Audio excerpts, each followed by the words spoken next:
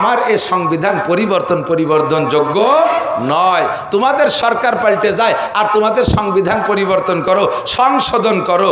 BNP এলা করে গেছে, আওয়ামী লীগ এসে মন মতো কতগুলো করিয়ে টরিয়ে 16 বছর চালাইছে। এনাদের পতনের পরে আবার ইউনূস কাকা এসে কয় না ওগুলো হবে না, কাটিয়ে সাটিয়ে ঠিক করতে হবে।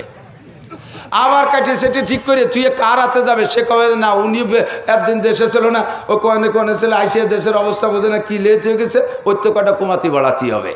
তাহলে মানুষ মানব রচিত সংবিধান পরিবর্তন হয়। আর আল্লাহ রচিত সংবিধান কুরআনে কারীম বিসমিল্লাহির রহমানির রহিম আলহামদুলিল্লাহি রাব্বিল আলামিন থেকে নিয়ে মিনাল জিন্নাতি ওয়ান নাসের সিন পর্যন্ত একটা হরফও পরিবর্তনযোগ্য নয়, একটা নুক্তাও পাল্টানোর দরকার নাই, একটা মাসালাও পাল্টানোর দরকার নাই, একটা আয়াত পাল্টাই ও জায়গায় আর একটা কিছু ঢুকানোরও প্রয়োজন এবং পরিপূর্ণ। কোনো জায়গা ফাঁক নাই, সেই জায়গাটা আঙ্গুল ঢুকবা, কোনো জায়গায় একটু বাড়িয়ে গেছে সেইটুকু কাটিয়ে ফেলাই দেবা, এরকম কোনো সুযোগ নেই। এ কথাগুলোর পর বিশ্বাস আছে না নাই? এই কোরআন শরীফ 30 পারা, পারা হিসেবে ভাগ করা হয়েছে কয় পারা? সূরা হিসেবে 114 সূরা। আয়াতের সংখ্যার ভিতরে দুইটা গণনা হযরত আলী রাদিয়াল্লাহু তাআলা আনহু গুনিয়ে পাইছেন 6666। সিদ্দিকা আয়েশা রাদিয়াল্লাহু তাআলা আনহা গণনা করছেন, উনি পাইছেন 6236। এই পার্থক্যটা, তার ভিতরে কিছু কথা আছে, এই দিয়ে আমাকে দরকার নাই। তারপরে অল্প একটু কয়ে যাই যে মতানৈক্য কেন। মতানৈক্য হওয়ার কারণ হলো আমরা সূরা ফাতিহা পড়ি না, সিরাতাল্লাযীনা যারা কোরআন শরীফ দেখে পড়তে পারেন যাই দেখেন, কোন কোন নুসখায় লেখা আছে আলহামদুলিল্লাহি রাব্বিল আলামিন এক আয়াত, আর রহমানির রহিম এক আয়াত, মালিক ইয়াউমিদ্দিন এক আয়াত, ইয়্যাকা না'বুদু ওয়া ইয়্যাকা নাস্তাঈন এক আয়াত, 4 আয়াত, ইহদিনাস সিরাতাল মুস্তাকিম 5, সিরাতাল্লাযীনা আন'আমতা আলাইহিম 6, গায়রিল মাগদুবি আলাইহিম ওয়ালাদ-দাল্লিন 7। এর নাম সাবুল মাসানি। আবার কোন কোন নুসখায় লেখা আছে শুরু দিয়ে আয়াত শেষে যাইয়া সিরাতাল্লাযীনা আন'আমতা আলাইহিম গায়রিল মাগদুবি আলাইহিম ওয়ালাদ-দাল্লিন, এই দুটো মিলে এক আয়াত। তাহলে সূরা ফাতিহার নাম যে তো হাদিসের মধ্যে আছে 7 আয়াত বিশিষ্ট সূরা, তাহলে শেষের 2 আয়াত মিলে যদি এক আয়াত হয় তাহলে আর এক আয়াত কয় যে বিসমিল্লাহির রহমানির রহিম আর এক আয়াত। এইভাবে ভাগ করিয়া আয়াতের ভিতরে কিছু কাটছাড় ব্যাসকম হয়েছে, তাতে আয়াত সংখ্যা যাই হোক না কেন, যে আয়াত কোরআন শরীফের 6666 বা 236 আয়াতের মধ্যে আল্লাহ তাআলা আমাদের গোটা জিন্দেগির সংবিধান দিয়ে দিয়েছে। বোঝে নাই? গোটা জিন্দেগির সংবিধান কোথায় আছে কোন? জোরে বলেন কোন? ব্যক্তি জীবন চালানো, পরিপূর্ণ ব্যক্তি জীবন চালানো সম্ভব কোরআন দেখে। পরিবার জিন্দেগি, পারিবারিক জিন্দেগি পরিচালনা সম্ভব কোরআন দেখে। আছে না নাই? অর্থনীতি কোরআনে আছে না নাই? সমাজনীতি কোরআনে আছে, রাজনীতি কোরআনে আছে, আন্তর্জাতিক নীতি কোরআনে আছে। সব জিন্দেগির সমস্ত বিষয় আল্লাহর কোরআনে ভরপুর। আর এভাবেই যদি কোরআনকে সমাজে বাস্তবায়ন করা যায়, রাষ্ট্রীয়ভাবে বাস্তবায়ন করা যায়, আল্লাহ পাক রব্বুল আলামিন বলেন লাফাতাহনা আলাইহিম বারাকাতিম মিনাস সামাই ওয়াল আরদ। আসমান আর জমিন থেকে, আসমান থেকে রুজি আসে, আর জমিনের ভিতরে যে রুজিতে বরকত বাড়ে। কোন সুবহানাল্লাহ। কারণ জমিনের মধ্যে আল্লাহ তাআলা 2টা গুণ দিয়েছে। এই দিক খেয়াল করেন, জমিনের মধ্যে মাটির মধ্যে কয়টা গুণ? 2টা গুণ। যেই 2টা গুণ আল্লাহর বড় পছন্দ হয়। এই 2টা গুণ মাটি ছাড়া আর কাহার মধ্যে নাই। স্বর্ণের মধ্যে নাই, রূপর মধ্যে নাই, আগুনের মধ্যে নাই, আর কাহারও মধ্যে নাই। এই 2টা গুণ পানি মাটির মধ্যেই আছে। 1 নম্বর গুণ হলো মাটির ভিতরে ধৈর্য। মাটির মধ্যে ধৈর্য, সবর। মাটির ভিতরে ধৈর্য আর সবর আছে। 1, মাটির উপরে 50 তলা দালান বানাইছেন, মাটিতে কোনোদিন কয় না মিয়া তুমি তো 2 মণ বতি পারো না, আমার গাড়ি এত বড় উঠে দিলে কে কইছে কোনোদিন? আবার 100 বছর ওই দালান ব্যবহার করার পরে বুলডোজার দিয়ে ভাঙ্গেছিল, সে জায়গা 30 হাত খুঁজে হুয়োরেটটা বানাইছে পুকুর। মাটিতে এ সময় কয় না মিয়া তোমাকেও তো জালেম নাই, একদিন বিশাল বোঝারটা গাড়ি উঠে দিয়েছিলে, আজকে নিয়ে কোদাল দিয়ে খুঁজে গা একেবারে শেষ করে ফেলাই দিলে। কইছে কোনোদিন? জীবন ভরে পান নিচে থাকে, হাইটে হাইটে কত ওয়েটের পুরে দেই, কোনোদিনও মাটিতে বিরক্ত বোধ করে না। মাটির ভিতরে ধৈর্য। 2 নম্বরে মাটির ভিতরে আর একটা গুণ আছে, সেটা হলো আমানতদারি আর বরকত। মাটিরে যা দেবেন মাটি তার চেয়ে বেশি দেয়। 1 কেজি পেঁয়াজের বীজ বুনাই দেন 20 মণ পেঁয়াজ দেয়। 1 কেজি পাটের বীজ বুনাই দেন 20 মণ পাট দেয়। একটা আমের আঠি দেন 100 বছর পর্যন্ত হাজার হাজার আম দেয়। একটা নারকেল দেন মাটিরে 50 বছর পর্যন্ত শত শত নারকেল দেয়। একটা কাঁঠালের বীজ দেন 100 বছর পর্যন্ত সে হাজার হাজার কাঁঠাল দেয়। এটা হলো মাটির স্বভাব। মাটির মধ্যে আল্লাহ তাআলাই বরকত রাখছে। এই জন্যে আল্লাহ তাআলা মানুষকে বানাইছে মাটি দিয়ে।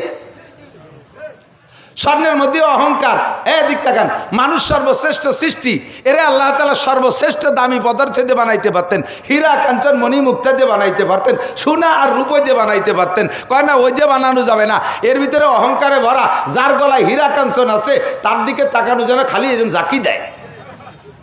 যে মহিলা সারা গায়ে অলংকার ব্যবহার করে, অলংকারবিহীন মহিলাকে সাথে কথা বলতেও সে ঘৃণা বোধ করে। কতক্ষণ? যার হাতে, পুরুষের ভিতরে যদি হাতে একটা আংটি থাকে, স্বর্ণের আংটি থাকে, ঘুরোইয়া আংটি বিহীন হাতটারে ওই পাশে সরাই রইয়া আংটি এলা হাতটারে খালি সামনে দিয়ে নাচায়। কথা কয় না? এক বড় লোক লাঠি বানাইছে, লাঠির মাথা বানাইছে সোনাই দিয়ে। মাছ কিনতে যাইয়া জাইলের দোকানে যাইয়া লাঠি হাতের মধ্যে রয়েছে, থাক আদ্য কলিবারতে পারে না যে এই ভাগ কয় টাকা। উনি ওই লাঠির সোনাটুক দেখানোর জন্যে, অহংকার জিতের জন্যে সেই কুড়া লাঠির মাথা ঘুরে কয় এতনি এতনি মছলি কেতনি কেতনি কিমত। উর্দুতে কয় এই মাছ কয় টাকা দাম। যাইলি আবার ওই দিয়ে টের পাইছে যে তুমি তোমার লাঠির অহংকার দেছো। যাইলি আবার পয়সাওয়ালা যাইলি, ও কিছুদিন আগে দুটো দাঁত পড়িয়ে গেছিল, সেই দাঁত দুটো বান্ধাইছে সোনাই দিয়া। আর তুমি তোমার লাঠির বিস্কি দেখাও, লাঠির জাকি দেখাও, তাহলে আমার সোনা দেখাবো। ও দাঁত বারে 20 রুপিয়া, ও দাঁত না বারে 20 টাকা করলি তো পারত। 20 রুপিয়াকে ভেসকি দিয়ে দাঁত দেখাইতেছে। স্বর্ণের মধ্যে অহংকার আছে, এই জন্য স্বর্ণ দিয়ে তোমারে বানাই নাই। প্রত্যেক এই দামি পদার্থের মধ্যে যে অহংকার আছে, আমি অহংকার পছন্দ করি না। অহংকার করার অধিকার ক্ষমতা একমাত্র কার? আল্লাহু আকবার। বলেন আল্লাহু আকবার। বাংলাদেশে কোনো আকবার আছে আল্লাহ ছাড়া? নামে আকবার থাকতে পারে, সে আকবরের নাম শুরুতে আব্দু আছে, আব্দুল আকবার বলতে হবে। আব্দুল আকবার, আকবার একমাত্র কে? আল্লাহ। কথা বলেন ঠিক না? আল্লাহ। দুনিয়ার কোন নেতারে আকবার বলা যাবে না, মহান নেতা। কিসের সাতার মহান? 2 মিনিটের ভিতরে এক মহান্ড তালাশ করে পাওয়া যাচ্ছে না বাটি চালান দিয়ে, তাই কিসের মহান হলো? ঠিক কিনা? কাজে মহান সব কিছু, সর্বমহান কে? তো আল্লাহ বলেন অহংকার আর তাকাবুর আমি পছন্দ করি না, বিদায় এই অহংকারী ম্যাটেরিয়ালস দিয়ে আমি তোমাদেরকে বানাই নাই। মিনহা খলাকনাকুম, মিনহা খলাকনাকুম পড়েন না কে? তোমারে বানাইছি কি দিয়া? মাটি দিয়া। হা মানে মাটি, মিনহা খলাকনাকুম, মাটি দিয়ে বানাইছি। তো মাটি দিয়ে বানাইয়া আবার কইলে যে তুমি আশরাফুল মখলুকাত, তুমি আল্লাহ আমাদের বললে সর্বশ্রেষ্ঠ সৃষ্টি, শেষ সেরা, তা আমাকে মাটি দিয়ে বানাইলে কে? সেটা বানাইতে যদি সোনা দানা দিয়ে বানাইতে কয় যে পাগল, ওর ভিতরে অহংকার আছে, ও দিয়ে বানানো যাবে না। মাটি দিয়ে বানাইছি, মাটির মধ্যে 2টা গুণ আমার ভালো লাগে। 1 নম্বরে ধৈর্য, আর একটা হলো আমানতদারি, বরকত।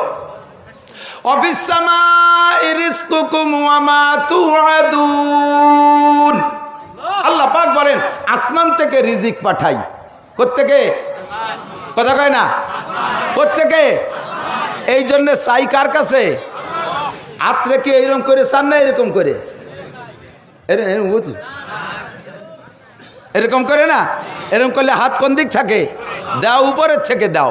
উপরের থেকে আল্লাহ তাআলা রিজিক দেয়, আর ওই রিজিক ঘুরিয়ে আসে বরকত আল্লাহর পেট ঘুরিয়ে, বরকতের পেট ঘুরে মাটির তল দিয়ে আসে। ধান মাটিতে, গম মাটিতে, খনিজ সম্পদ মাটিতে, সব ফসল মাটির থেকে আসে। ঠিক কি ঠিক না?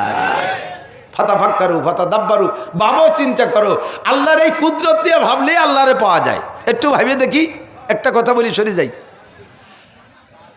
আপনাদের এদিকে গ্যান্ডারি আখ লাগায় না? গ্যান্ডারি আখ, আখ এখন তো খাওয়ার সময়। আখের গোড়ার রস মিঠে না আগার রস মিঠে? গোড়ার রস মিঠে না? খেজুর গাছের গোড়ার রস মিঠে না আগার রস মিঠে? হ্যাঁ, আগার রস। গোড়ায় তো রসই নাই, কাটিয়ে কুটিয়ে শিয়ের মেয়ের একটু কাটিয়ে তুলি, কষ বাইরে একটু জিব্বে দিয়ে দেন নুনতা নুনতা। আখের আগার রস যেমন নুনতা, খেজুর গাছের গুড়ার রস ওই রকম নুনতা। আর আখের গুড়ার রস যেমন মিঠে, খেজুর গাছের আগার রস, খেজুর গাছের আগার রস মিঠে। ও কি উপদ্য রস নেয়? ও রস পাইছে কোন জায়গা? মাটির তল দিয়ে গেছে। আর আখের রস মাটিতে, তা আখের রস মাটিতে নিয়ে তার গুঁড়া মিঠে থাকলে আগা নুনতা হয়ে গেল। আর খেজুর গাছের রস গুঁড়াতে মাটিতে নিয়ে তার গুঁড়া নুনতা থাকলে আগা মিঠে হলো। এটা কি দুনিয়ার কোনো বিজ্ঞানীর আবিষ্কার? কোনো বিজ্ঞানীর ক্ষমতা?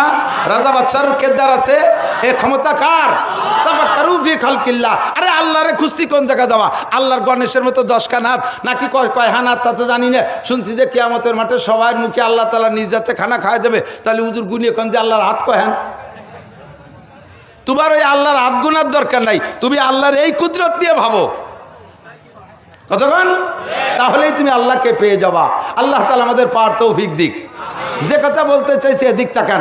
এই কুরআনী সংবিধান ব্যক্তি জীবন থেকে নিয়ে, বোঝে না, কুরআনী সংবিধান ব্যক্তি জীবন থেকে নিয়ে আন্তর্জাতিক জীবন পর্যন্ত যদি সেট করতে পারো তাহলে মানবরচিত সংবিধানে তোমাদেরকে কখনো শান্তি দিতে পারে নাই, এখনো পারে নাই, ভবিষ্যতেও পারবে না। আর কুরআনী সংবিধানকে বাস্তবায়ন করো। যেই দেশে কুরআনী সংবিধান বাস্তবায়ন হবে ওই দেশের শুধু মুসলমান না, ওই দেশের অমুসলমানরাও, ওই দেশের প্রাণী জগতও এমন সুখ শান্তি উপলব্ধি করবে, উপভোগ করবে যা বিগত কোনো দিন দেখে নাই। আমি রাজনীতি করি না, স্টেজে রাজনীতির কথা বলি না, গুবাই লেগে ক্ষমতার সময়ও বলি নাই, এখনো বলি না। আমি শুধু এতটুক বলি যা সবসময় বলি, এখনো বলি। আমার দিক তাকান। বিগত সময় আমরা দেখেছি, কমপক্ষে বাংলাদেশ স্বাধীনের পর থেকে নিয়ে যে সময় থেকে আমি বোঝা শুরু করছি সে সময় থেকেও প্রায় 50 বছর রাজা বাচ্চা দেখলাম। আর আপনারা বয়সীরা মুরব্বীরা তো পাকিস্তান দেখছেন, আরো বেশি দেখছেন। এতদিন কোরআনের শাসন দেখেন নাই, বিদায় কোরআনের শাসনের মজাটা উপভোগ করতে পারেন নাই। কোরআনের শাসনে যে এই আসমানি আর জমিনি বরকত আর রহমত, আল্লাহ কয় লা ফাতাহনা আলাইহিম বারাকাতিম মিনাস সামাই ওয়াল আরদ, আসমান থেকে রহমত, জমিন থেকে বরকতের সমস্ত দরজা খুলে দেব। এর জন্য মোল্লা মুন্সি বসে মিলাদ পড়া লাগবে না, সবে বারাত সবে কদরে কান্দা লাগবে না, কোনো মসজিদ মাদ্রাসায় মান্নত করা লাগবে না, কাবা ঘরের গিলাপ ধরে কাঁদা লাগবে না, পীর সাহেবরে বাড়ি এনে গুয়ালি বান্ধে থুয়ে মুনাজাত করা লাগবে না। শুধু তুই এই কাজটা কর, আমি আসমান জমিন থেকে রহমত আর বরকতের সব দরজা খুলে দেব। ওয়াদা কার? আল্লাহ মাসে একবার ওয়াদা খিলাফ করে, বছরে 2 বার, জীবনেও একবার। নিজেই কয় ইন্নাল্লাহ লা ইউখলিফুল মিয়াদ, আমার আল্লাহ কখনো ওয়াদা খিলাফ করে না। প্রমাণ যদি চান, বিগত ইতিহাস বলবো না, উলামায়ে কিরাম বিগত ইতিহাস কয়, সব বিগত বাদ, এখন নগদের দিন নগদ কথা কব, চোখের সামনে সব। ক্ষমতার মালিক কে? গল্প মারো, জনগণ ক্ষমতার উৎস। এই কথাটা যে চরম গাঁজাখুরি মিথ্যে কথা, এবার নগদে চোখে আঙ্গুল দিয়ে আল্লাহ প্রমাণ করে দিয়েছে, ঠিক কিনা? আওয়ামী লীগ সরকারের সরকারি ক্ষমতা হাতে, বাংলাদেশে জনসংখ্যা হিসেবে পার্ট করে প্রত্যেক দলের ভোটার আলাদা করেন। আরে যদিও ফুসফাস মারতিছে না, এখনো জনসংখ্যা হিসেবে অন্য সব দলের চাইতে আলাদা করে, বিএনপির চাইতে আওয়ামী লীগ বেশি, জামাত ইসলামের চেয়ে আওয়ামী লীগ বেশি, জাতীয় পার্টির চেয়ে আওয়ামী লীগ বেশি, এখনো সে আওয়ামী লীগ আছে, মরি তো যাই নেই। সেই আওয়ামী লীগের ক্ষমতা ছিল তার হাতে, সেনাবাহিনী সরকার শেখ হাসিনার হাতে, বিডিআর তার হাতে, পুলিশ তার হাতে, আনসার তার হাতে, ঠিক কিনা? বিমান বাহিনী তার হাতে, নৌবাহিনী তার হাতে, র্যাব তার হাতে, যুবলীগ তার হাতে, ছাত্রলীগ তার হাতে, এই সব জনগণ তার হাতে। আর ক্ষমতাই যদি জনগণের উৎস হয়, তাহলে এত জনগণ থাকতি কয়টা খালি হাত নিরস্ত্র পুলাপানের স্লোগানে বিটে ছাড়িয়ে পলাইলে কে?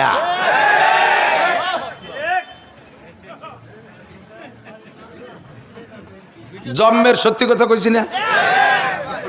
এখনো এই কথা যারা কয় জনগণ ক্ষমতার উৎস, তারাও একদিন দাবড় খাবে। যে এই কথায় বিশ্বাসী তাকে আল্লাহ দেখায় ছেড়ে দেবে, তোর সব জনগণ দিলাম, থাক এবার টেক, তুই কি পারা পারিস। আমি এই যে আমলিগরে হিট মারছি না, সকলকে শিক্ষা দিচ্ছি। সবাই ফাতাবিরু ইয়া উলিল আবসার, বুদ্ধি থাকলে এখান থেকে উপদেশ গ্রহণ করো। ক্ষমতা জনগণ ক্ষমতার উৎস না, ক্ষমতার উৎস আমার কে? আল্লাহ যদি ক্ষমতা দেয়, কামিন ফিয়াতিন কালিরাতিন গালাবাত ফিয়াতান কাসীরাতাম বিইজনিল্লাহ।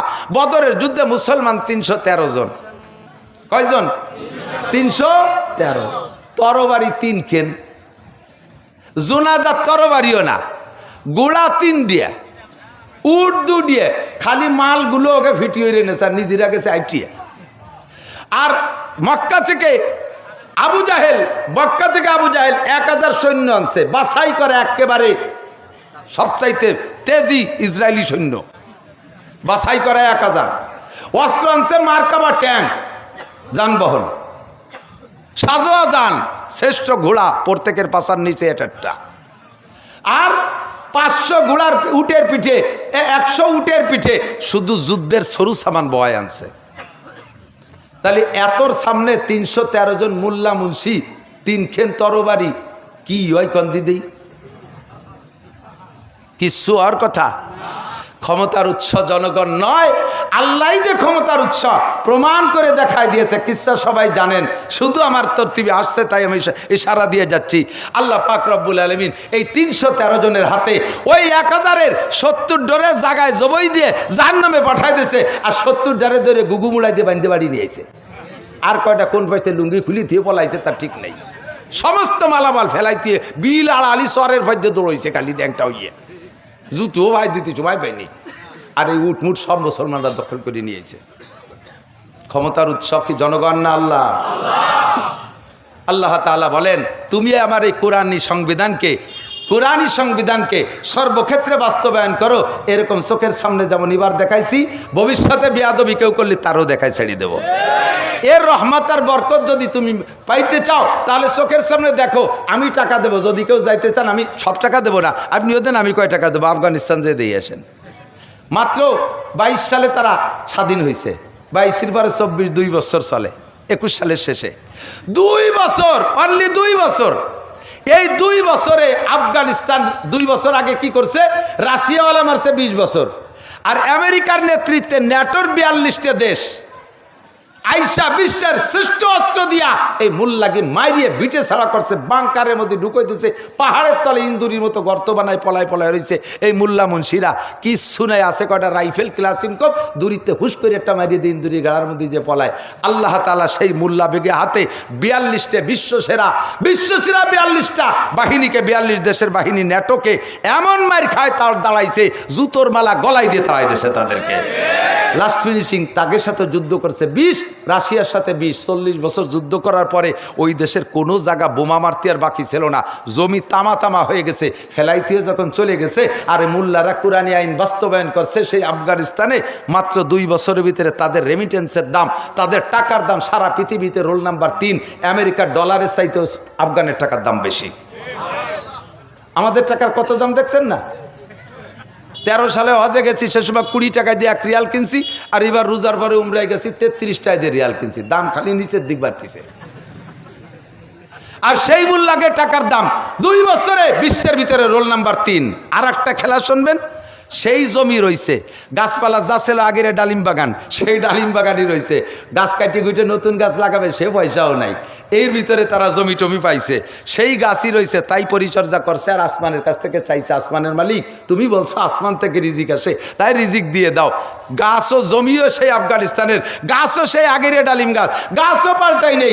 এই গাছে স্বাধীনের আগে, মুজাহিদদের হাতে আসার আগে তাদেরই জমিতে এই ডালিমে, এক গাছে যে ডালিম হইতো 4টে ডালিম লাগতো 1 কেজি হইতে, আর এখন মাত্র মুজাহিদদের হাতে আসার পরে, কুরআনী শাসন বাস্তবায়ন হওয়ার পরে আল্লাহ তাআলা ওই গাছের ডালিম, 1 ডালিমে 1.5 কেজি 2 কেজি বানাই দিয়েছে।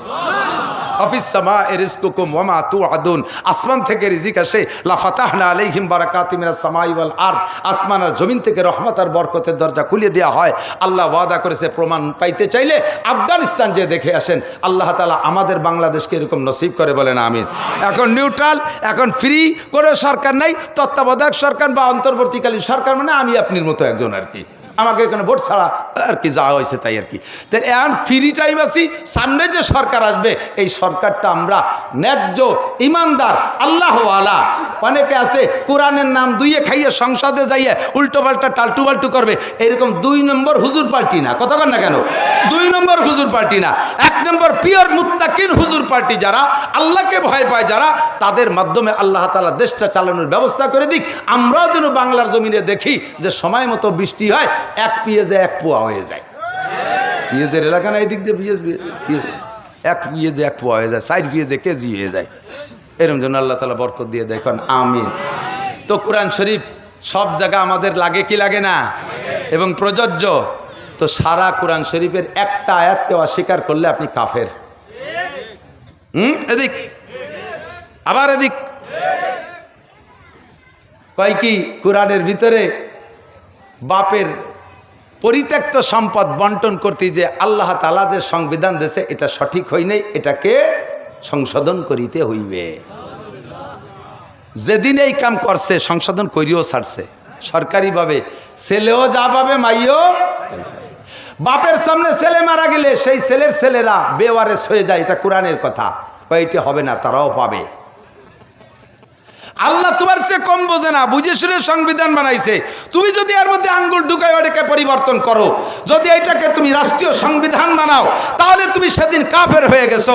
তুমি সেদিন কাফের হয়ে গেছো। যে সরকার করছে, কোন সরকার করছে আমি ইতিহাস জানি না, যেই করছে সে সেদিন কাফের হয়ে গেছে।